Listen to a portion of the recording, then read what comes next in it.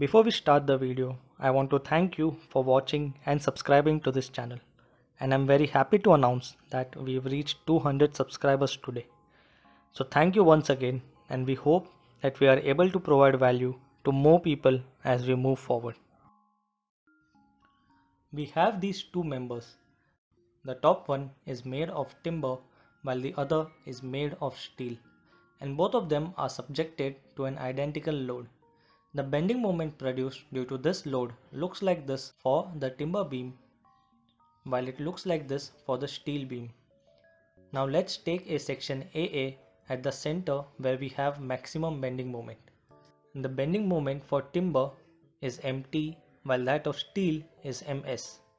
The safety of these beams under the subjected loading can be found very easily using the bending moment equation. Sigma by y is equals to m by I is equals to E by R, where sigma is the stress, y is the distance from the neutral axis, m is the bending moment, I is the moment of inertia, E is the Young's modulus, and R is the radius of curvature.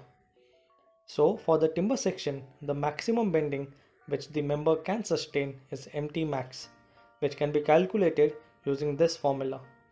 And similarly for steel, the maximum bending moment is MS max, which can be found using this formula.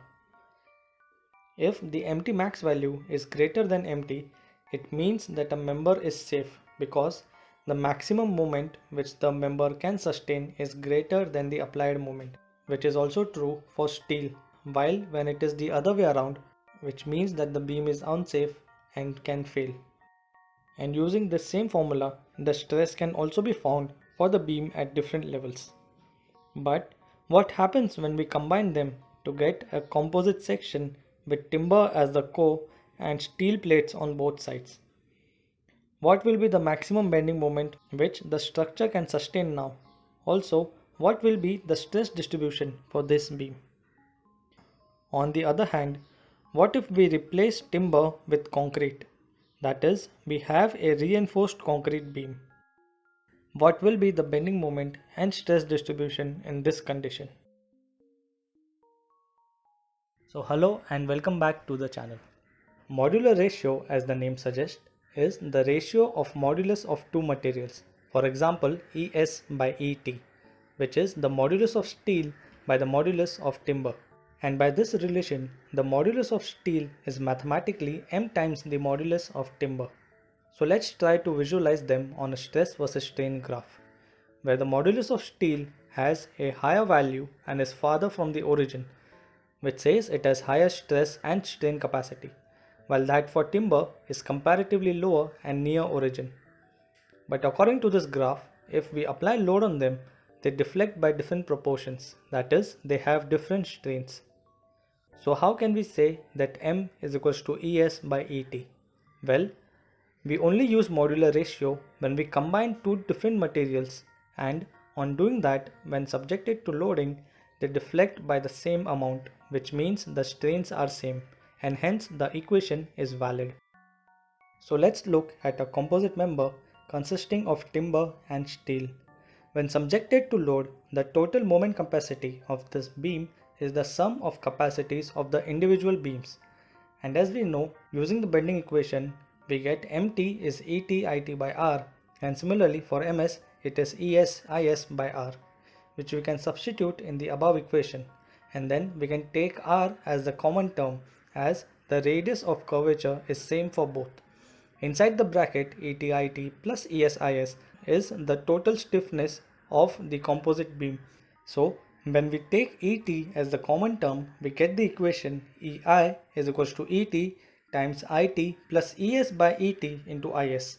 And this ratio of modulus of steel by the modulus of timber is modular ratio, which transforms this composite section into wholly timber because the moment of inertia I is equals to BD cube by 12. So in the equation for EI, the value of IS is multiplied by the modular ratio, and because the only term which it can be multiplied with is B, this increases the thickness of the section, converting it into timber. So we can substitute the EI value in the above equation, which gives the total moment capacity of the composite beam.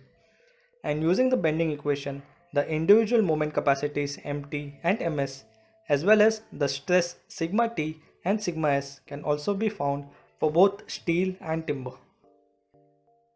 Let's take a look at reinforced concrete beam now. The modular ratio for concrete and steel should be M equals ES by EC.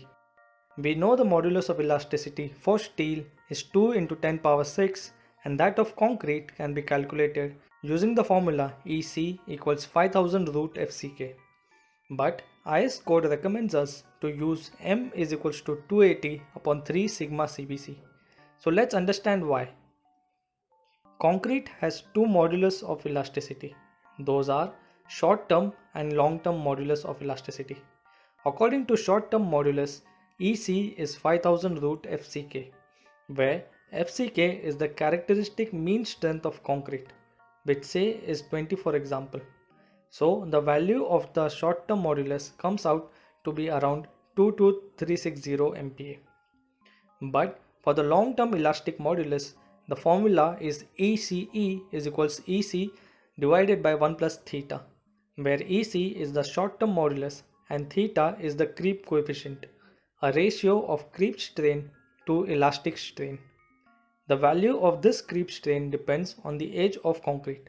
Following are the values of theta for corresponding age in days. This means as the concrete ages, the elastic modulus also changes. So using the standard formula for modular ratio is not possible as the short-term modulus doesn't consider the effects of creep and other long-term effects. While if we use long-term modulus, for what period should we take the creep coefficient value? Hence, to solve this problem, the IS code has recommended using M is equals to 280 by 3 sigma CBC as the formula for finding out modular ratio for reinforced concrete, and sigma CBC is the strength of concrete in bending compression, whose values for different grades of concrete are given below. Thus, modular ratio is the ratio of modulus of two material which helps in solving numerical when more than one material is involved. But in case of reinforced concrete, the IS code recommends to use this formula as the standard formula doesn't take into consideration the effects of creep and other phenomena. So that's it for this video. Thank you for watching. Subscribe to the channel if you found this video helpful. Thank you and we'll meet in the next video.